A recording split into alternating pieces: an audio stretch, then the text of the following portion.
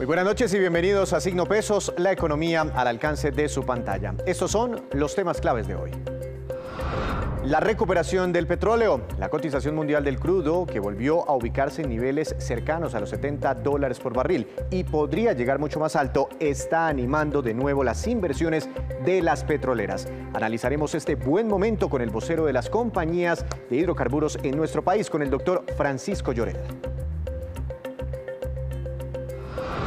Aumentó el consumo de los hogares. El gasto de las familias colombianas el mes pasado fue mayor, inclusive al que tuvimos en febrero del año pasado. ¿Significa que ya pasó la crisis económica? En minutos aclararemos las dudas con el presidente de Radar, Camilo Herrera. Más facilidades para comprar vivienda. El gobierno decretó una nueva ayuda que permitirá que más familias puedan acceder a los préstamos hipotecarios y puedan cumplir así su sueño de tener una casa propia con subsidio estatal. Veremos los detalles de este alivio.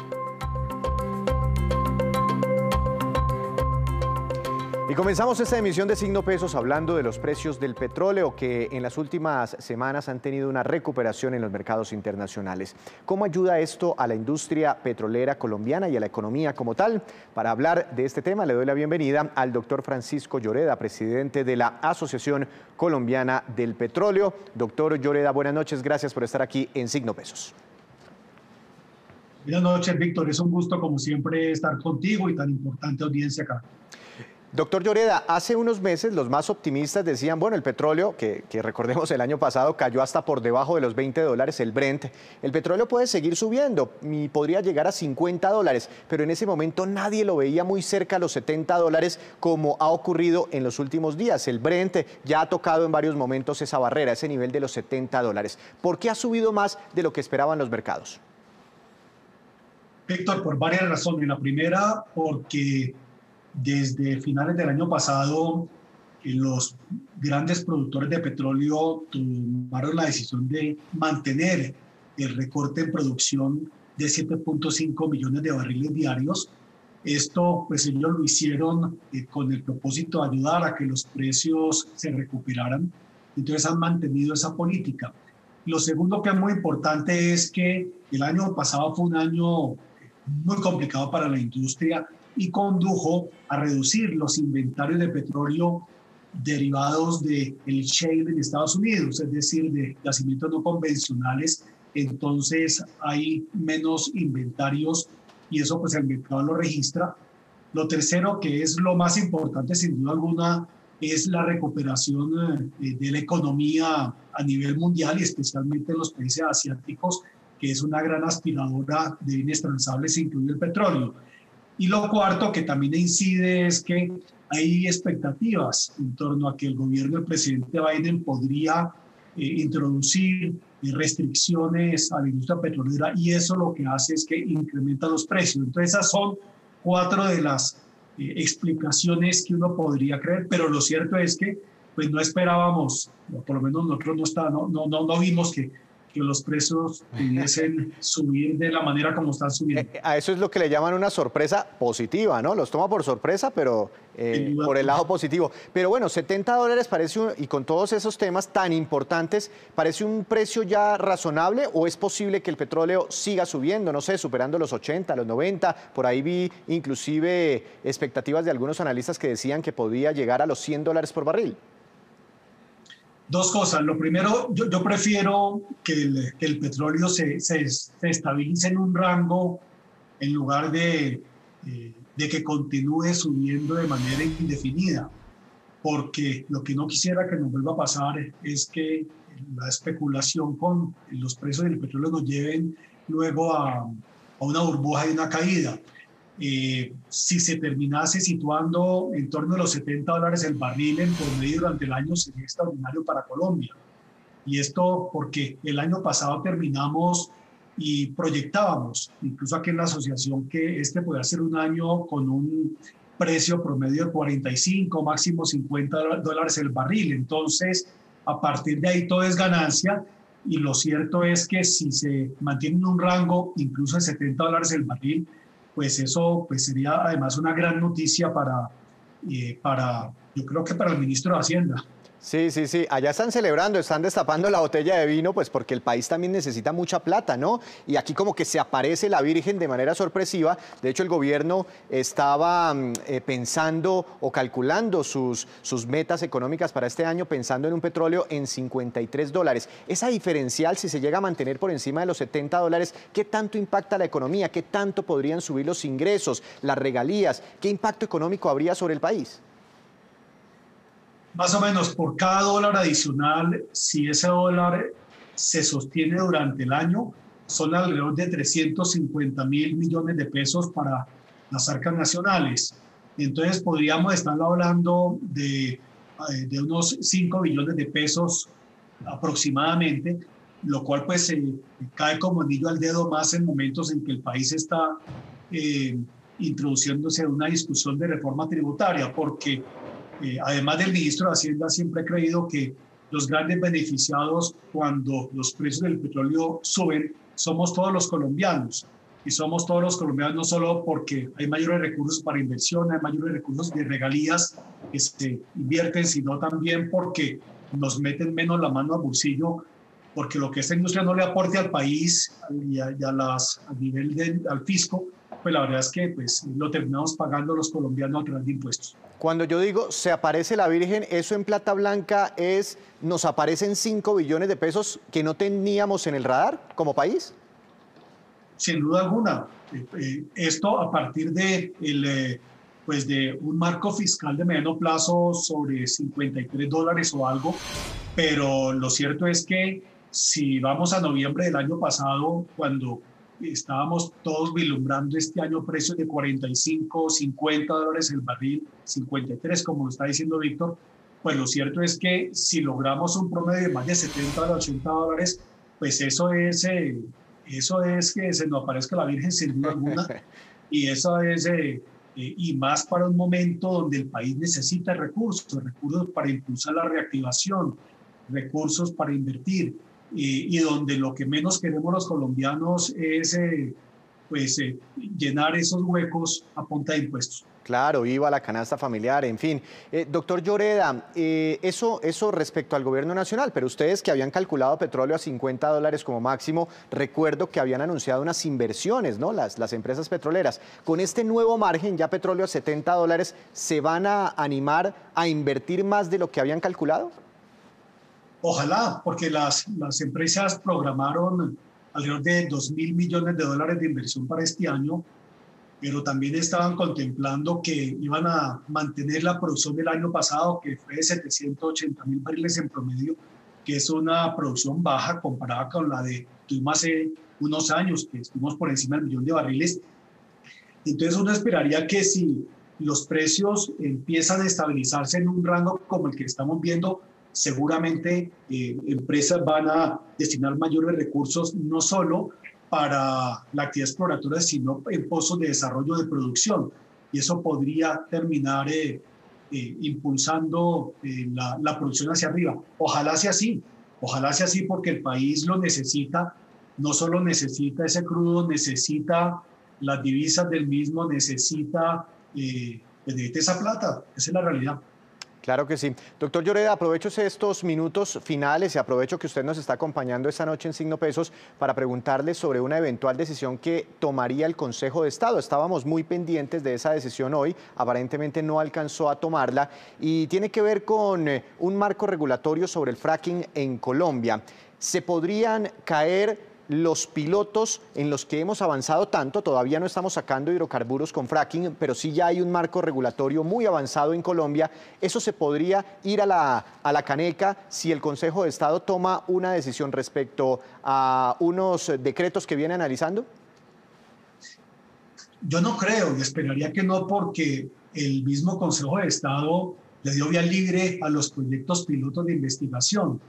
Y lo segundo, porque esa regulación que ha sido demandada es una regulación muy específica, es de carácter técnico para la exploración y explotación con fines comerciales. Entonces, una cosa son los pilotos y otra es esa regulación. Entonces, pues yo esperaría que no y que podamos continuar con los proyectos piloto y esto, pues, por supuesto, sin perder la esperanza de que el Consejo de Estado no declare la nulidad de esa regulación técnica por una razón, y es que esa regulación se expidió conforme a la ley, y la verdad es que cuando uno demanda un acto administrativo y demanda su nulidad, pues lo haces pensando si cumplió o no con el procedimiento de ley que debía cumplir para poder ser expedido, y eso pues, se hizo en el marco de la ley. Entonces, pues esperemos que ojalá el Consejo de Estado, y yo confío en que así será, no solo no declare la nulidad de esa regulación técnica, sino que por ningún motivo se refiera a los proyectos piloto de investigación, que el mismo Consejo de Estado, repito, ya le dio vía libre para que continúe.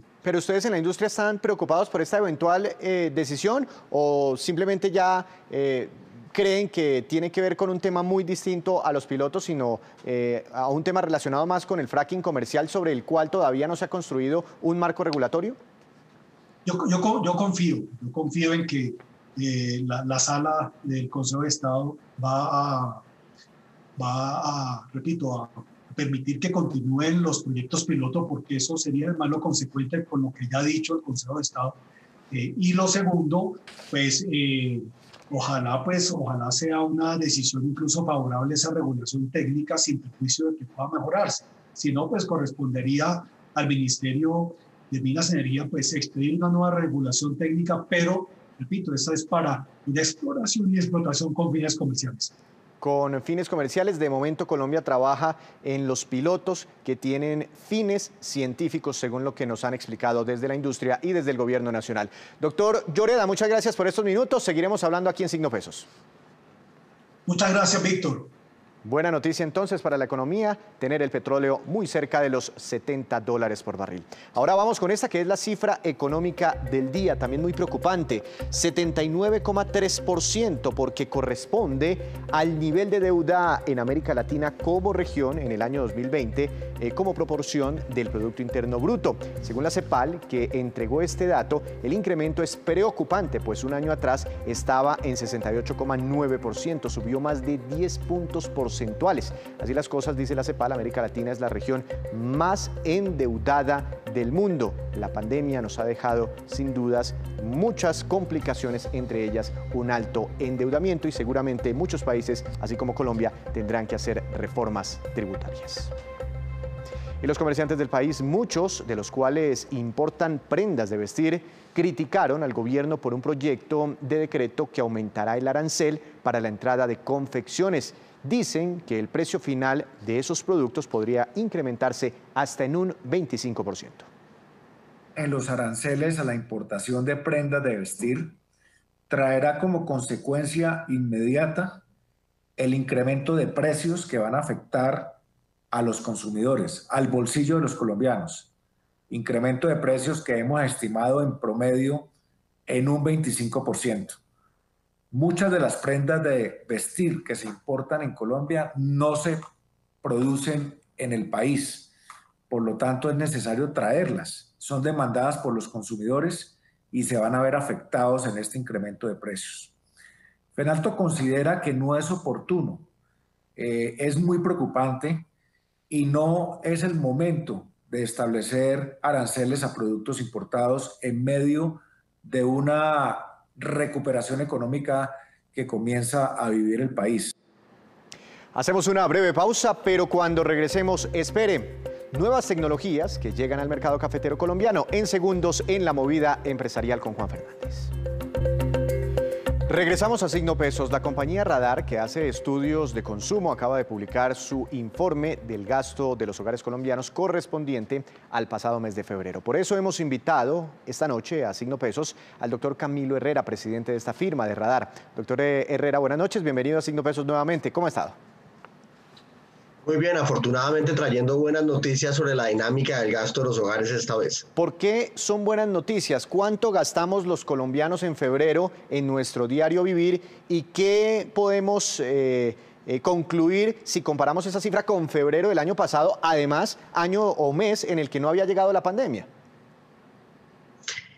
A ver, Víctor, ¿por qué son buenas noticias? Primero porque si hay un crecimiento en el gasto de los hogares, Esto significa que de una u otra manera hay una recuperación del empleo. Obviamente esta información no la podemos dar nosotros, la dará el DANE en su momento correcto.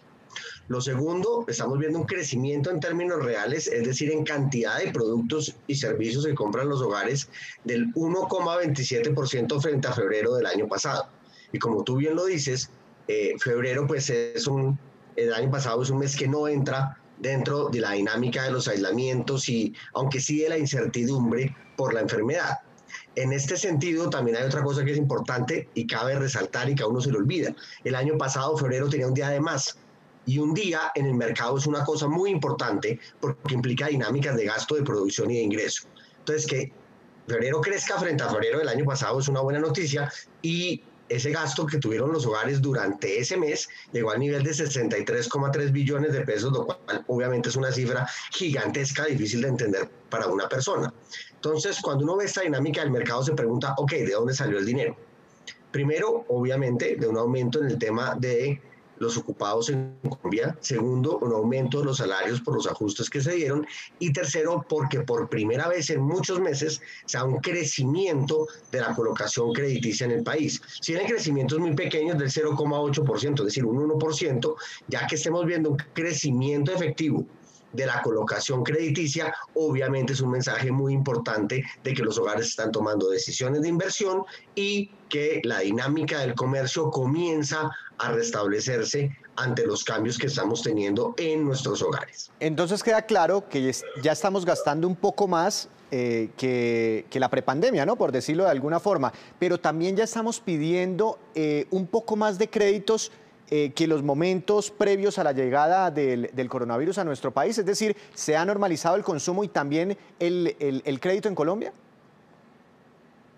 No tanto así, y ahí vale la pena obviamente romper la información. Ese crecimiento del 0,8, que es muy pequeño, se compone de un crecimiento del 7,4 de tarjeta de crédito, donde los hogares comenzaron a volver a usar la tarjeta de crédito, y es normal que crezca tasas del 6, del 7, del 8%. Es decir, tarjeta de crédito estaría en su nivel normal. Crédito hipotecario hace un pico gigantesco, con un crecimiento del 40% frente a febrero del año pasado, mostrando todo ese estancamiento que había de asignación de créditos por los fenómenos de pandemia y la demanda por nueva vivienda que se da en el mercado en función de que la gente se dio cuenta que necesita unas condiciones de vivienda distintas ante el aislamiento. Caso contrario, los créditos de consumo decrecen un 8,5%. ¿Esto qué nos muestra? Que la gente no es que esté sacando créditos para tapar el hueco del ingreso, sino que está tomando ciertas decisiones de inversión relativamente interesantes que esperamos que se mantengan durante todo el año. Pero, doctor Herrera, ¿qué está comprando la gente? ¿O dónde está comprando la gente? Porque si yo estuviera entrevistando ahorita al presidente de FENALCO, me estaría diciendo otra cosa. Pues según los últimos balances, pues nos han dicho que el comercio no despega del todo, que tienen todavía muchas dificultades, que necesitan que se extienda el subsidio a la nómina, las ayudas del gobierno nacional. ¿Por qué con estas cifras ya normalizadas aparentemente de consumo, los comerciantes o muchos sectores de la economía siguen muy preocupados y afectados? A ver, eso tiene una explicación relativamente sencilla, Víctor. La canasta de los hogares, uno puede romper el gasto de los hogares en dos grandes canastas. Lo que se compra en el comercio y lo que no se compra en el comercio. ¿Qué no se compra en el comercio? Las viviendas, como estaba hablando yo ahorita, el pago de los servicios públicos, los arriendos, los gastos en salud, los gastos en educación. Hay una canasta de no comercio que es la que está creciendo más dentro del gasto de los hogares y la canasta en el comercio aún sigue en terreno negativo. De hecho, técnicamente casi que lleva ya 7 u 8 meses en terreno negativo después de la gran caída de abril, obviamente. O sea, puede llegar a acumular ya casi 12 meses en terreno negativo en el comercio. Y el grueso de esa caída del comercio se explica, y seguramente el doctor Cabal de FENALCO estará de acuerdo conmigo, en un tema de una caída en ventas de vestuario, una caída en comidas por fuera del hogar, todo lo que es restaurantes, y el mundo de entretenimiento, de conciertos, bares y cinemas, que obviamente tienen un impacto muy fuerte dentro de esa dinámica del gasto. Es muy llamativo ver, en torno a lo que usted me pregunta, cómo hay canastas que crecieron mucho el año pasado durante el aislamiento, como alimentos en el hogar, aseo del hogar, aseo personal e inclusive medicamentos que ya para el mes de febrero empiezan a registrar números negativos porque seguramente los hogares tienen un stock muy grande de ciertos productos y vamos a ver esto cómo se comporta en los siguientes meses, lo cual, le anticipo, Víctor, nos va a causar unos problemas de información muy complicados, porque ya las cifras de marzo del año pasado y de abril del año pasado pues fueron muy negativas y muy malas, y cuando las vayamos a comparar contra este año vamos a ver unos crecimientos que van a ser muy difíciles de entender para la gente. Claro, claro. Crecimientos del 20, 30% todavía en momentos de crisis. Pero, doctor Herrera, uno entiende lo de los restaurantes, ¿no? Porque pues, no los han dejado operar, uno entiende las actividades de entretenimiento porque todavía no nos dejan ir a conciertos, en fin. Pero, ¿qué está pasando con la ropa? ¿Por qué la gente dejó de comprar ropa o cayó? No sé si ustedes tienen alguna explicación. ¿Cayó la venta de vestuario en Colombia? El año pasado la venta de vestuario en Colombia cayó casi un 18% en términos de prendas. Digamos que detrás de esto hay varios fenómenos. Uno, estábamos comprando mucha ropa, evidentemente. Llegamos a comprar cerca de 24 prendas per cápita en el 2019 en el país. Prendas incluido pares de medias, ropa interior, todo tipo de prendas que uno tiene en el armario. Segundo, a usted la nevera se le queda sin comida, pero el armario no se le queda sin ropa. Entonces, ante un fenómeno de aislamiento, ante un fenómeno de choque de ingresos, usted claramente dice, yo no necesito comprar ropa ahorita, a menos de que usted crezca en tamaño porque es niño y está creciendo, o porque usted subió de peso o bajó de peso, pero eso lo puede administrar con la ropa que usted tiene. O sea, la ropa siempre es uno de los primeros sacrificados ante un choque de ingresos en los hogares, como cuando alguno de los miembros pierde el empleo y eso afecta el ingreso de la casa. Entonces, está el fenómeno de que comprábamos mucha ropa. Segundo, la gente ya tiene ropa. Y tercero, la gente aún tiene la preferencia de comprar la ropa de manera presencial. Entonces, hasta que no se den las medidas de confianza y de tranquilidad para las personas para volver a comprar ropa, este es un sector que se va a demorar más que los demás en poder recuperarse. Claro, siempre que compro los zapatos por internet me llegan más grandes, por eso prefiero el almacén físico. Pues doctor Herrera, una última pregunta muy rápida. ¿Expectativas para el resto de año sobre el consumo de los hogares colombianos? ¿Seguirá la tendencia de recuperación con la vacuna, con la recuperación del petróleo, las remesas, todo lo que se viene para este 2021?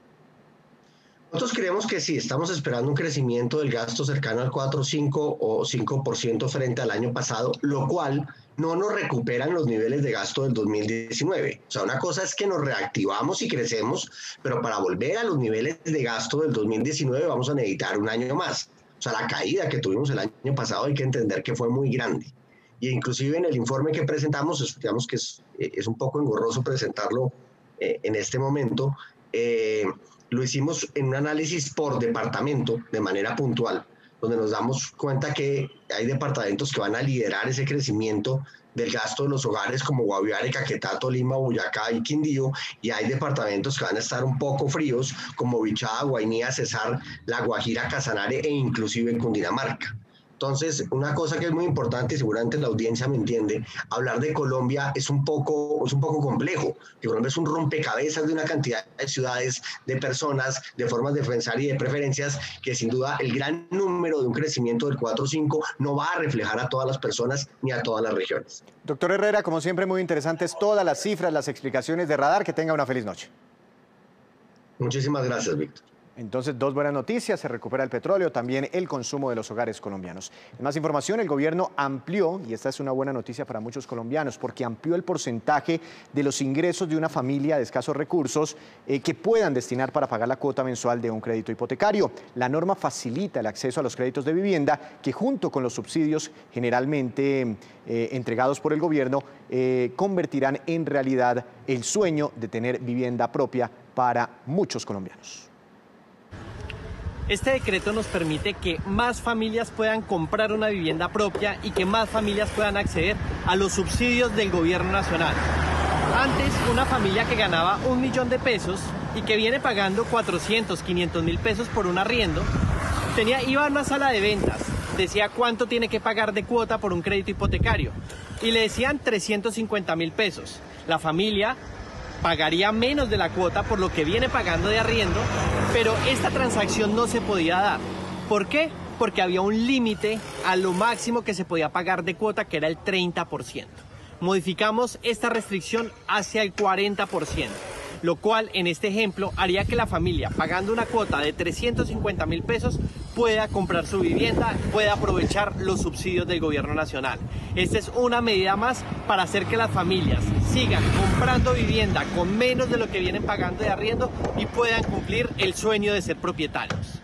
Sube ese tope del 30 al 40%. Hacemos otra breve pausa, pero les contaremos en segundos sobre una jornada especial de descuentos que se realizará desde mañana aquí en Colombia. Ya regresamos. Su tema de hoy, bienvenido. Víctor, buenas noches. Hoy le voy a hablar de café y tecnología y mire esta historia que podría dejar ver lo que sería el futuro de la bebida en cuanto a la calidad del grano. El caso es el de Demetria, que es esta compañía que entre otras está sumando una nueva financiación cercana a los 12.000 millones de pesos y que está desarrollando una serie de aplicaciones con la Federación de Cafeteros de Colombia relacionadas con la gestión de la calidad del grano. Juan, ¿y cómo funciona su desarrollo? Pues mire lo interesante de esta puesta en marcha de software como servicio impulsado por inteligencia artificial para la cadena de suministro de café. Lo que idearon los fundadores de la compañía por allá en 2018 fue identificar la oportunidad de llevar la tecnología agrícola, como lo ha hecho Israel, por ejemplo, a las cadenas de valor de la agricultura tropical, entre ellas el café. El resultado fue la construcción de la primera nube de datos de calidad y trazabilidad del café en el mundo, impulsada por la eficiencia y la transparencia en toda la cadena de suministro. Esa identificación determina la calidad del grano junto con la cata, pues que permite también evaluar el sabor y elaborar perfiles de esos granos. Y así también, pues los consumidores tienen cada vez más opciones de saber el origen y por supuesto el sabor también, identificar pues las enormes diferencias entre un grano y otro. Eso empodera también al final a los productores, tostadores y comerciantes, y con aplicaciones de este tipo sus cultivos alcanzarían escala en lo que analistas creen puede ser el futuro de la industria del café, porque es la primera vez, tal vez, que se utiliza inteligencia artificial en la evaluación de la calidad en los granos de café verde. Juan, ¿y cómo funciona la cadena de valor del café?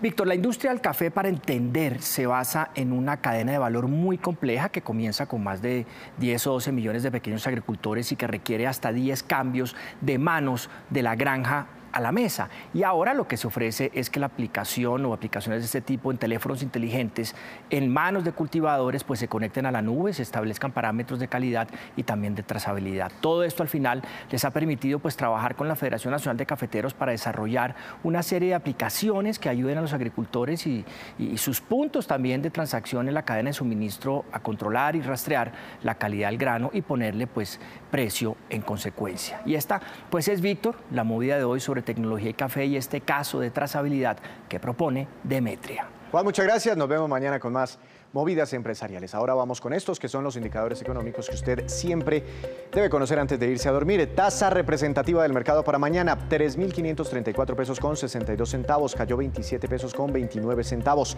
Petróleo de referencia Brent subió, como lo decíamos hace un momento, 2,62%, se ubicó muy cerca de los $70 por barril al cierre. Precio interno del café colombiano subió y quedó para mañana en promedio a 1.150.000 pesos por carga.